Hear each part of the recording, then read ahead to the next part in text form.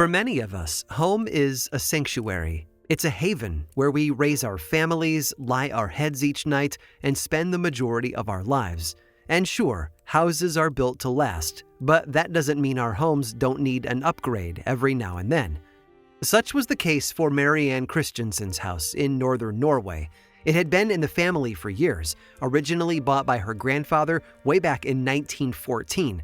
And in 2020, she and her husband decided that it was time to do a bit of refurbishing. It was hard work, but they were making good time. They had torn up the floorboards and had just started laying new insulation when Marianne found something strange. It was small and circular. At first, they thought they might have found the wheel of a toy car, but as they dug deeper, they uncovered more, and their curiosity bloomed into absolute amazement. Still, they had to be sure of what they'd found, so they immediately called in a team of archaeologists to help investigate. And it turns out Marianne and her husband's suspicions were right. Beneath the floorboards of their family home lay an ancient 1,000-year-old Viking grave. It's the kind of news that we love to latch onto. Reports of mysterious treasure found in the walls, of old wells hiding beneath kitchen linoleum, or mummies sealed behind wallpaper. Why? Because there is one kind of treasure that we're all eager to unearth. We love a good story. They may not be in the form of buried Viking treasures, but these tales are worth uncovering nonetheless. And sometimes a city becomes filled with so many buildings, so many stories, so many memories, that it can barely contain them all. And that is when the past begins to leak into the present. I'm Aaron Mankey, and this is Lore.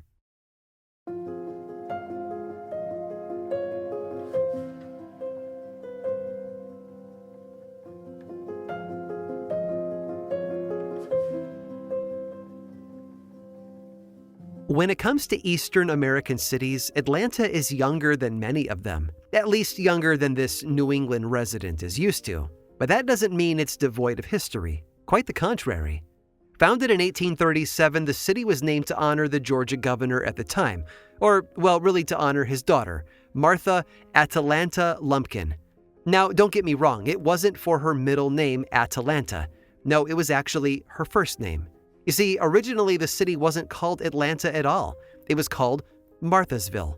Not quite as snappy, I know, but don't worry, it didn't stick around for long. Growth was on the horizon, you see. Georgia was building a new train line to the Midwest, and, well, all trains have some end of the line somewhere, the last stop, if you will.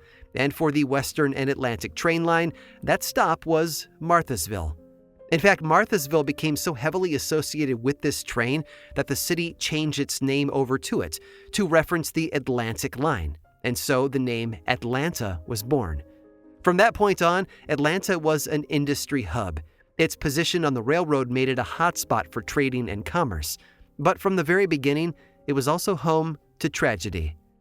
Now, when I say Atlanta was a new city, I of course meant its current incarnation. There have been residents on that land for thousands of years. Originally, the Cherokee and Creek Indians called it home. But as was the painful fate for so many indigenous peoples, they were forced out from their land. And that booming commerce of the 1800s that I mentioned, well, guess who made it run? That's right, enslaved black people. By the year 1850, only 13 years after Atlanta's founding, roughly 1/5 of the city's residents were enslaved African Americans. Already, the soil ran red with blood. And then, the Civil War came. Several battles took place right there in or around the city. The Battle of Peachtree Creek, the Battle of Atlanta, and the Battle of Ezra Church are 3 examples. Atlanta was in the heart of the Confederacy, plus a railroad center for transporting military goods, and thus a target for Northern Union armies. One Atlanta invasion was so famous it was even adapted into fiction and film, a little story called Gone with the Wind. But you tune into the show for another kind of tale, ghost stories, and Atlanta's Civil War past is full of them. Take Kennesaw Mountain, for example. The name Kennesaw is derived from the Cherokee word for burial ground, and it sure lived up to that name. William T. Sherman commanded 100,000 Union troops. Joseph E. Johnson commanded 50,000 Confederate troops.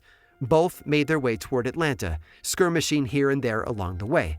But it all came to a head in late June of 1865 at Kennesaw Mountain, 25 miles outside of Atlanta. A battle raged, smoke plumed in the air, and this was no mere skirmish anymore. Between the two armies, 441 cannons hurled lead toward the sky. Over 35,000 horses were arranged in deadly lines. When the gunpowder cleared, between 4,000 and 5,000 troops were dead, more than enough to leave a few ghosts behind. Today, the site is known as the Kennesaw Mountain National Battlefield Park. The land is etched with beautiful green hiking trails. Educational placards about the war dot the hillside, but the battle really didn't end in 1865. Not if the stories are to be believed, that is. Visitors there claim to have felt a sense of unease among the underbrush. People have seen soldiers, Union and Confederate alike, in tattered, bloody clothing. I imagine the hikers feel a spark of excitement at first, thinking that they'd stumbled upon a reenactment. Until, that is, the soldiers vanish into thin air. Some hikers have been amazed to find what seems to be cannon smoke wafting through the air, along with the stench of death. Oh, and one other thing. Local townsfolk claim that uniformed soldiers have even appeared inside their homes from time to time. But hey, maybe that's just another normal day for the residents of the Georgia capital. After all, the dead of Kennesaw Mountain are far from Atlanta's only hauntings.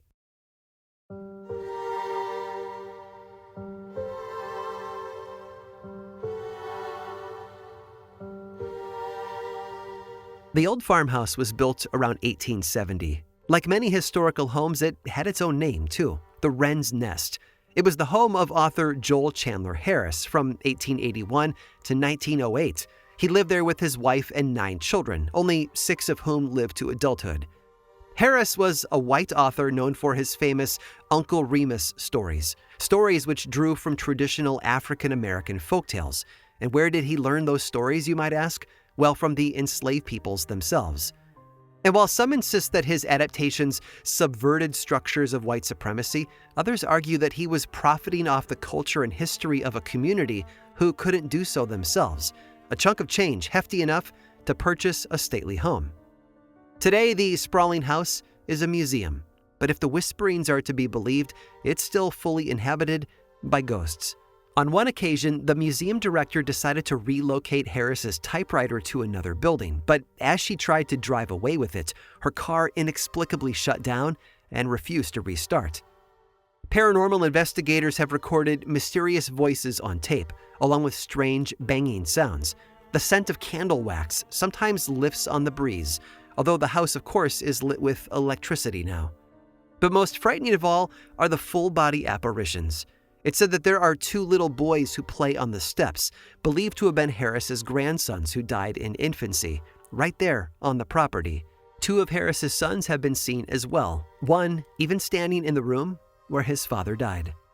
A woman who eerily resembles photographs of the former housemaid Chloe has been seen peeking through window drapes. And of course, there's also the man himself, Joel Chandler Harris, who has been known to kick back and relax in what should have been an empty rocking chair. Atlanta, however, has plenty more to offer when it comes to haunted buildings, like the Fox Theater, a lavish 1920s movie palace. There have been many a report of spooky activity in the old cinema.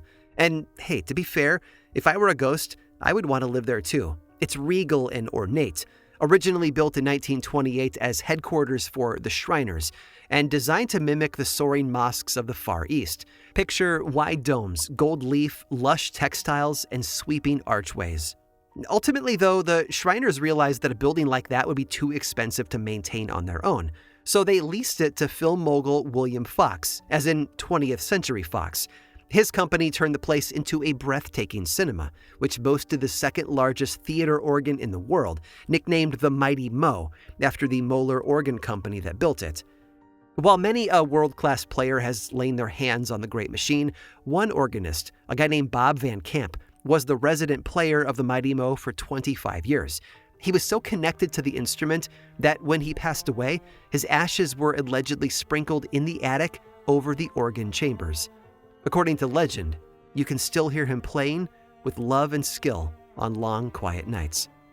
And that's not all the Fox has to offer. A backstage elevator is supposedly haunted by the dead girlfriend of one of the theater's managers, and apparently she likes to go on joyrides. The elevator tends to zip up and down, all on its own. Some visitors to the theater have heard the sound of footsteps emanating from empty halls and felt sudden chills in the air. In fact, the Fox Theater's haunted reputation is so robust that every October, the Fox even offers ghost tours to the public. However, the Shriners weren't the only Atlantans to look overseas for their architectural inspiration. In the 1890s, Atlanta furniture magnate Amos Giles Rhodes and his wife Amanda took a trip to Europe and were so enchanted by the Germanic castles they saw that they decided that they simply had to have one of their own. And when you're as rich as Amos and Amanda was, I guess you can just do stuff like that. So in 1904, they commissioned a brand new castle, and they titled it after themselves, Rhodes Hall.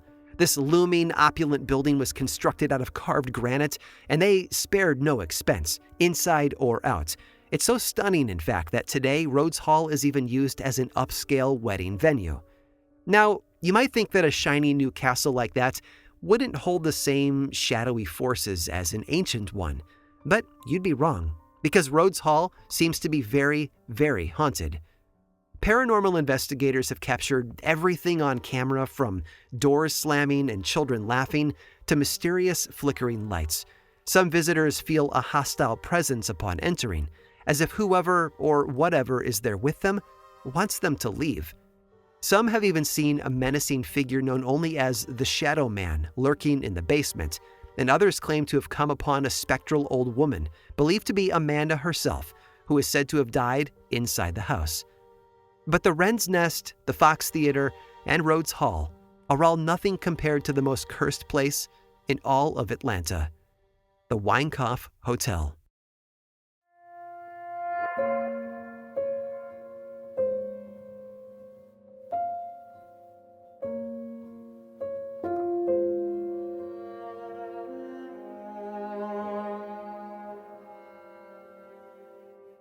Atlanta is sometimes referred to as the Phoenix City, having risen from the ashes of the Civil War after being burned to the ground, just like the mythical bird itself. But digging into Atlanta's history, it seems the lick of flame didn't end there. After all, what fire does best is spread. The Weinkauf Hotel was absolutely fireproof. All the advertisements said so. The structure was built from reinforced steel, solid and impossible to burn, like a metal skeleton running throughout the building. Plus, it was only 2 blocks from the fire department. See? Safe as can be. And those weren't its only impressive features. Built in 1912, the hotel was one of Atlanta's very first skyscrapers. At 15 feet tall, it towered over one of the busiest parts of downtown, a monument to opulence and industry. This was an era of man-made power, of innovation. No world wars had yet ravaged the nation. No depression had yet plunged the economy into ruin. A sense of invincibility bolstered the moneyed elites, and their hubris rose as tall as the hotel itself. Now, if your ears perked up a moment ago at the year 1912, I don't blame you. Yes, that's the year the Titanic sank. And yes, boasting of an unsinkable ship sounds quite a bit like claiming to have a fireproof hotel. So it should not come as a surprise that for as fireproof as the Weinkauf was supposed to be, they figured that there was no need for a sprinkler system, nor more than a single stairwell to serve all 15 floors. After all, they would never need to use them, would they? But if we've learned anything from the Titanic, or Greek tragedy for that matter, hubris always comes before a fall. We aren't sure how it started. Our best guess is that someone was smoking in the corridor. Maybe they couldn't sleep. It was the middle of the night, after all, close to 3 in the morning. Picture a hotel guest leaning against the corridor wall, getting some quiet from their family after a long day of Christmas shopping. Or maybe it was one of the 40 all-star high school students in town for a mock legislative session run by the YMCA, anxious and excited about the following day, roaming the halls with their friends. But the truth is, we can't be sure how it began. What we do know is that on Saturday, December 7th of 1946, nearly 33 years after the hotel opened, fire finally arrived at the Weinkauf. A bellboy discovered the problem at 3:15 a.m.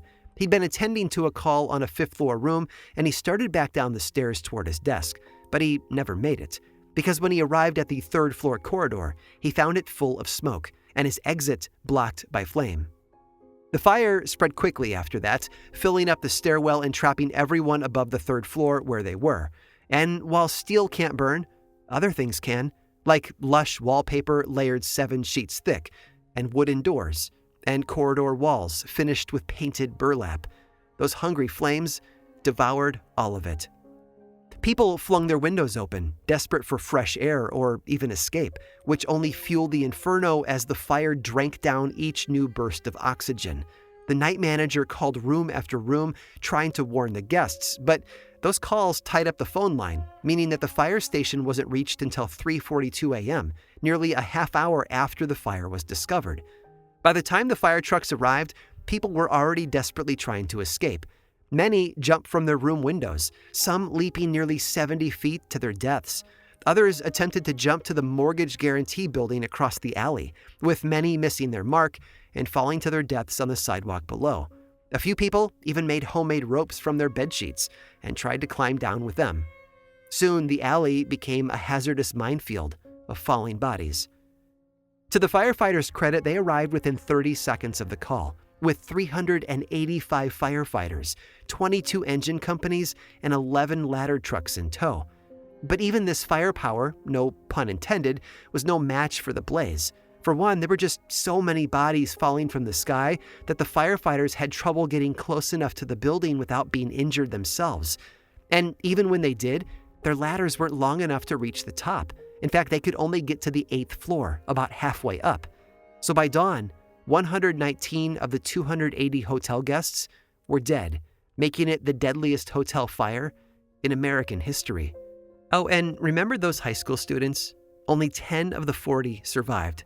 William and Grace Weinkauf, the hotel's original owners, also died, like the Titanic's captain, going down with the ship. But they were right about that steel. It didn't burn. In fact, it held up so well that the building still exists today, not just as a relic, but as an active, functioning hotel. You see, many renovations followed, of course. In fact, the tragedy was a watershed moment for increased fire safety in hotels all over the country. And naturally, the hotel had to do some, tasteful rebranding.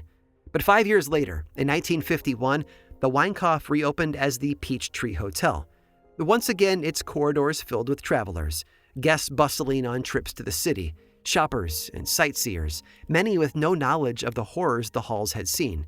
In 2007, the Weinkauf was renamed once more, becoming the Ellis Hotel, and remains so to this day. But you can't rebrand tragedy, not if the ghosts can help it, that is. Staff and guests alike have claimed to experience all sorts of paranormal phenomenon in the once smoke-filled corridors. During renovations, for example, builders' tools would go missing, elevators open and close on their own accord. Ghostly figures have been seen in the hallways and silhouetted in those high windows, their faces contorted in pain. Sounds of people running and screaming echo through the halls. Some guests have even awoken to the smell of smoke. Or to something even more terrifying, the sound of the fire alarm, wailing unprompted, all throughout the night.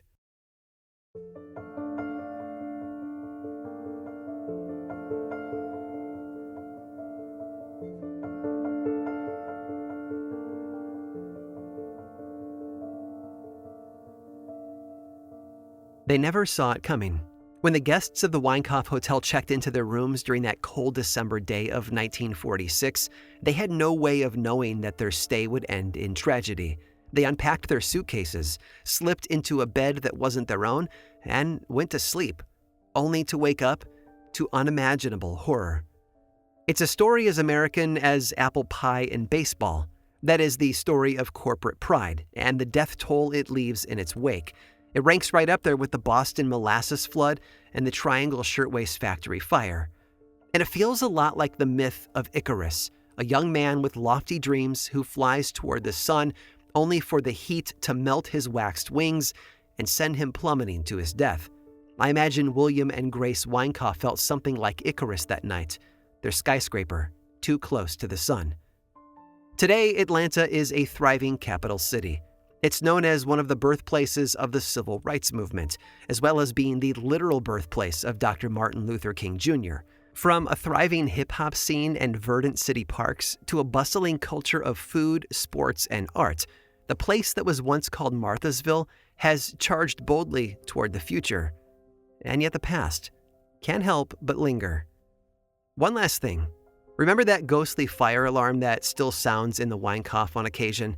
It's often heard at a very specific time, just before 3 a.m., right when the 1946 fire was believed to have started.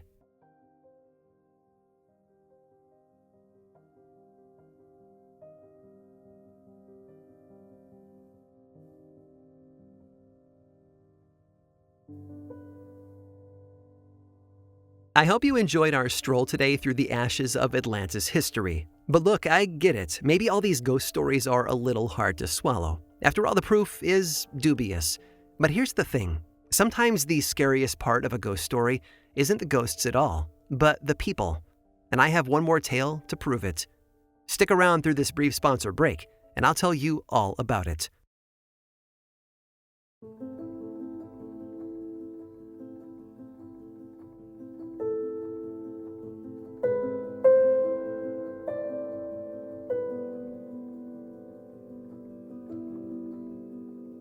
Martin and Susan Dufour had lived in the two-story country house for 25 years. It sat 6.5 miles from Atlanta, on the road to Marietta. Known as the Montgomery House, it was one of the oldest in the whole country. It had been named for James Montgomery, the house's original owner and a veteran of the War of 1812. Back in James's day, he had run a ferry service on the property, and when the Dufours bought the place, they took the business over, renaming it Dufour's Ferry. Soon enough, the couple became well-respected and beloved members of the community. I have to wonder if Martin and Susan knew when they first moved in, though, that the house was haunted, or rather, that it would be someday. Hauntings have a way of slipping through time, after all, but this house wouldn't be haunted by James Montgomery. No, it would one day be haunted by the Dufours themselves. At 6 a.m. on July 26th of 1879, a fellow by the name of Martin Walker was passing by the Dufour residence and noticed something odd. He noticed, well, nothing. That is, no 73-year-old ferryman laboring in the yard, no 80-year-old housewife puttering around the stove. Sure, 6 a.m. is early, but the Dufours were usually up and about by then, and Martin Walker knew that. Some newspapers say that Walker was their grandson. Others list him as the son-in-law. Whatever the case may be, he was family. And so he went into the house to check on them. What he found, though, would make anyone's blood run cold. The two seniors lay in their beds, clearly not asleep. Both had been brutally slaughtered with an axe. Now, I'm not going to go into too many details because it was a pretty grisly scene, but the elders had been nearly decapitated by the blows. Mercifully, it seems to have happened quickly. At least there was no sign of a struggle. Police found the murder weapon tossed in the fireplace and covered in blood and ash. As they searched for signs of a motive, the killing grew more and more mysterious. For one, very little had been taken, so robbery seemed an unlikely motive. The only thing stolen had been some milk, some food, Mr. Dufour's wallet containing just a few scribbled notes, and Mr. Dufour's boots. Those boots were later found tossed in the woods nearby.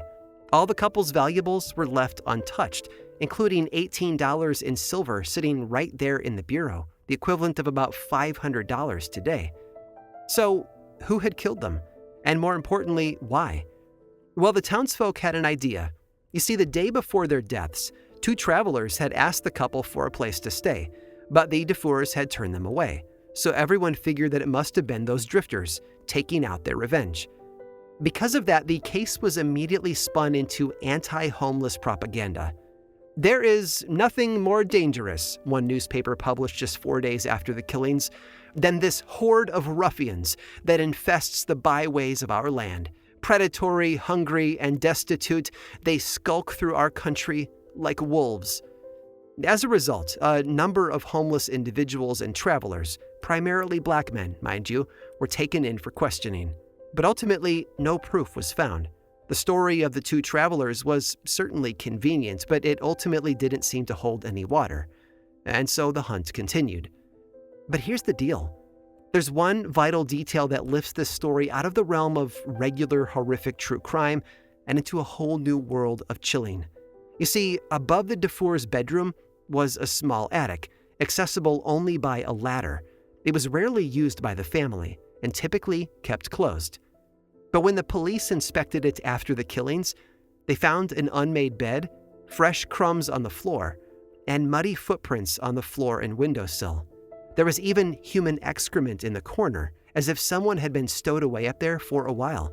It seems that when Martin and Susan had gone to sleep on their final night, their killer was already with them, hovering just over their heads. Yeah, I know. I hate the thought of it too. The investigators concluded that the murderer must have snuck in the day prior while the couple was out of the house. Then they climbed the ladder and hid in the attic until nightfall, when they climbed down and, well, you get the idea. It meant that the killer probably had prior knowledge of the house, knowing where to find the crawl space, making it likely that the killer was someone the Dufours knew well. But we'll never know for sure, because the murderers were never found, and the case remains unsolved to this day. Now, if you think that they should send investigators back in to snoop around some more, with modern forensics and DNA on their side, you're unfortunately out of luck. You see, the house was torn down in August of 1879, just a short while after the murders. And I don't blame them.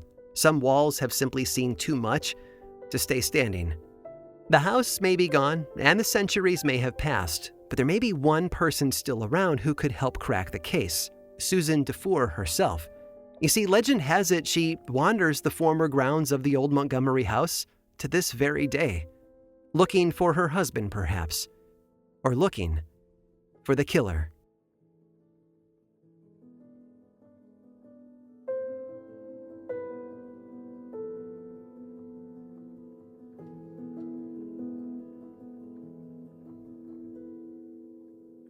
This episode of Lore was produced by me, Aaron Mankey, and was written and researched by Jenna Rose Nethercott, with music by Chad Lawson. Lore is much more than just a podcast. There is a book series available in bookstores and online, and 2 seasons of the television show on Amazon Prime Video. Check them both out if you want more lore in your life. Information about all of that and more is available over at lorepodcast.com.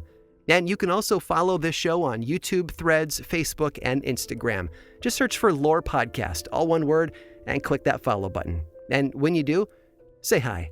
I like it when people say hi. And as always, thanks for listening.